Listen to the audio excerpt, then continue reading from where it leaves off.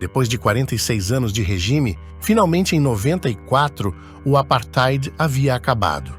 Com isso, o povo novamente se encontrava esperançoso. A África do Sul parecia estar funcionando depois de décadas, realizando pela primeira vez na história do país uma eleição multirracial, pondo um fim a esse período tenebroso com a vitória do famoso e estimado Nelson Mandela. Membro do Congresso Nacional Africano, a mais forte força anti-apartheid, finalmente virava a chave do cenário de segregação e se tornava o mais novo presidente. Essencialmente, tratava-se de duas nações diferentes sobrepostas na mesma paisagem, com a nação branca, rica e ocidentalizada, ostentando um padrão de vida semelhante, se não superior ao da Europa, devido à sua economia igualmente forte e diversificada. Depois, havia a nação negra empobrecida e excluída daquela nação branca que era mais rica por um sistema de separação racial legalmente consagrado na época. Os negros eram proibidos de votar, de frequentar escolas e universidades, de trabalhar em empregos qualificados, bem como eram separados em locais públicos como filas, banheiros, bebedouros e assentos. Não somente isso, qualquer coisa que dividisse os europeus dos povos africanos, alimentados com a ideologia torpe de que eram uma raça superior. À medida que o tempo avançava, Mandela negociou com o governo existente para garantir uma paz pacífica. Essa transição era algo que alguns consideravam impossível. O apartheid foi um sistema brutal e injusto que causou grande sofrimento à população negra da África do Sul. A sua abolição foi um marco importante na história do país e do mundo. Naquele momento, a África do Sul estava repleta de potencial. Tinha uma enorme riqueza mineral, uma economia diversificada, grande força de trabalho qualificada e, acima de tudo, um povo com vontade de mudar e riscar o passado.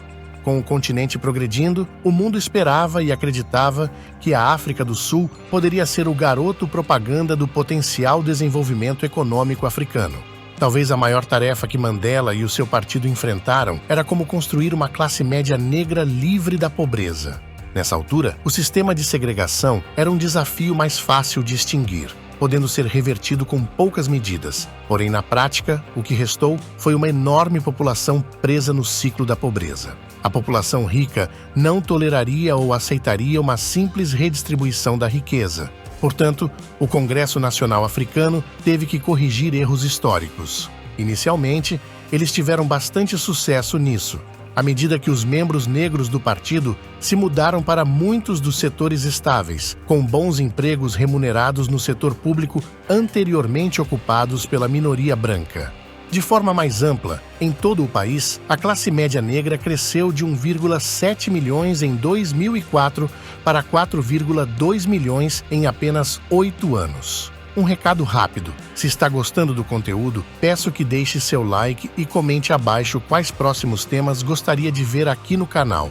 Isso me ajuda enormemente a continuar entregando conteúdos assim. Obrigado pelo apoio e vamos para o vídeo.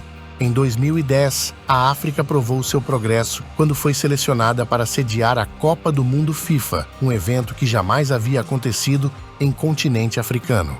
Rapidamente, como uma mensagem para o mundo, aquele continente afirmava ser capaz de sediar um evento tão grandioso, mesmo com críticos declarando ser impossível o país construir estádios a tempo ou com boa qualidade, oferecendo o mínimo de segurança para os visitantes que se instalariam em suas cidades. De fato, foi um evento memorável, uma das Copas mais animadas que já aconteceu. As famosas vuvuzelas ecoavam por todos os lugares. O mundo estava cativado por aquele país e sua cultura. Porém, com o fim da Copa, as transmissões encerraram, os fãs voltaram para casa, os estádios foram deixados de lado, sendo utilizados para outros propósitos. E, por fim, os anos se passaram e não foram nada generosos com essa nação. O progresso estagnou por completo. Hoje em dia, é publicado mensalmente pela concessionária de energia estatal, Eskom, um cronograma de quando cada município terá seu fornecimento de energia elétrica desligado.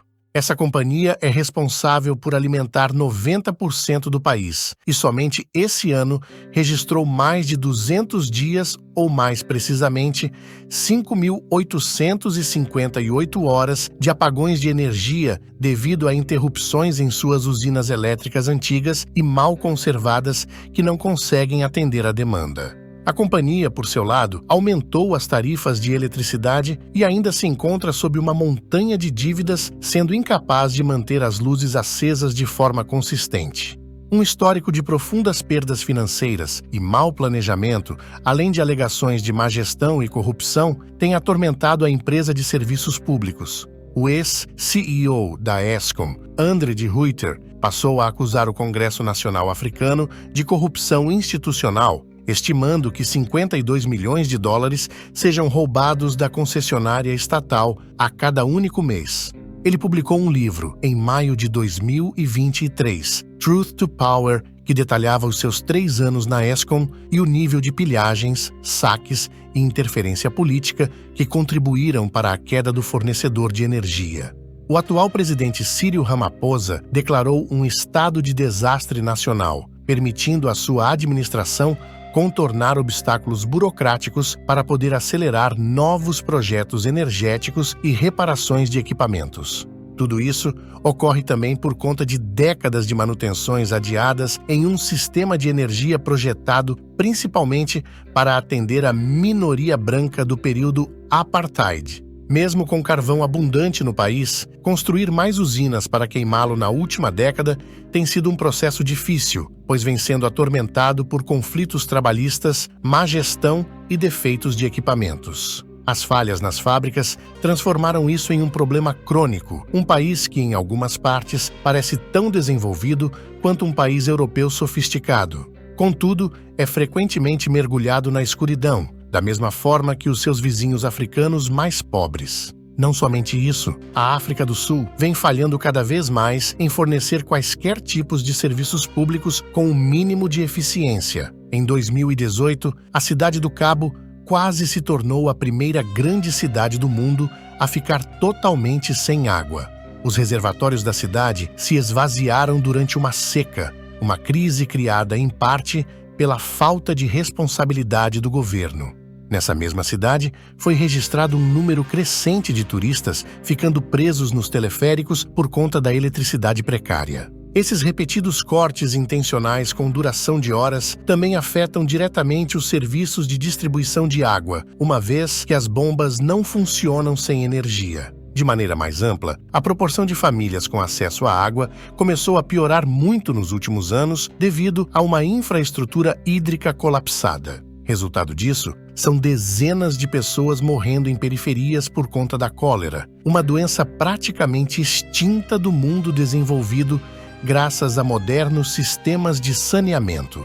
Além disso, a segurança alimentar também entrou em alerta pelo país, uma vez que os frigoríficos não conseguem permanecer frios para conservar alimentos, assim como a capacidade dos hospitais foi totalmente afetada para prestar quaisquer tipos de cuidados. Como um verdadeiro efeito dominó, o país se encontra refém das dificuldades em fornecer o mínimo para seu povo sobreviver. Outro ponto que se desenvolve rápido e acompanha como uma sombra as adversidades e limitações de um país que experimenta a pobreza é justamente a taxa de criminalidade e homicídios que está disparando por lá, chegando ao seu nível mais alto de todos os tempos. Para começar, com os tempos de resposta da polícia muitas vezes se estendendo por horas para qualquer chamado, a população que pode arcar contrata segurança privada para manter suas casas seguras. Na verdade, mais pessoas trabalham nesta indústria no país do que a polícia e os militares juntos, sendo mais eficientes. Não preciso nem mencionar que a classe desprivilegiada fica à mercê dos crimes e violência. Para se ter ideia, os seguranças privados, que são contratados exclusivamente para patrulhar as ruas e casas, vão muito além disso, tapando buracos, consertando luzes de rua, limpando lixo, fazendo todas as coisas que no papel são responsabilidade do governo. A polícia, ou qualquer outro meio que o Estado utilize, parecem totalmente ineficazes para combater crimes. Exemplo disso é que em suas capitais, apenas 20% dos assassinatos cometidos nos últimos meses terminaram solucionados nos tribunais do país. Não podemos esquecer também a sua rede de transporte ferroviário, que está sob o monopólio estatal de mercadorias da África do Sul, Transnet, se encontrando em apuros à medida que fecha suas linhas, tendo em vista o seu esforço para manter minimamente as locomotivas funcionando e transportando 25% a menos de carga hoje em dia do que em 2015,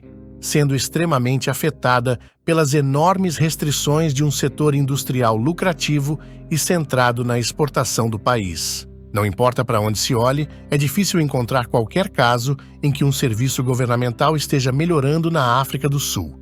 E quanto mais se vai a fundo, mais problemas são encontrados. Apesar de tudo o que se mudou politicamente e socialmente com o fim do apartheid e a ascensão do Congresso Nacional Africano, a África do Sul ainda se encontra em dificuldade para superar obstáculos básicos. Sendo assim, os contratempos também estão fazendo os números de imigração subir no país. Aqueles com mais condições e facilidades já estão saindo para obter cidadania em outras nações. À medida que tudo isto acontece, a qualidade de vida diminui para todos na África do Sul. Não somente isso, mas a pobreza, desenvolvimento humano e indicadores econômicos. O cenário não é nada atrativo para os sul-africanos. Os serviços básicos nunca estiveram num nível aceitável. Porém, a África do Sul ainda tem um ponto de partida que causaria inveja se comparada à maior parte dos seus vizinhos do continente. Ainda tem uma economia robusta, um padrão de vida relativamente elevado e está naturalmente endividada, no entanto com recursos valiosos. Por isso, mesmo com a janela de oportunidades lentamente começando a fechar, não é tarde demais para capitalizar a sua situação e criar um estado próspero que realmente funcione para todos.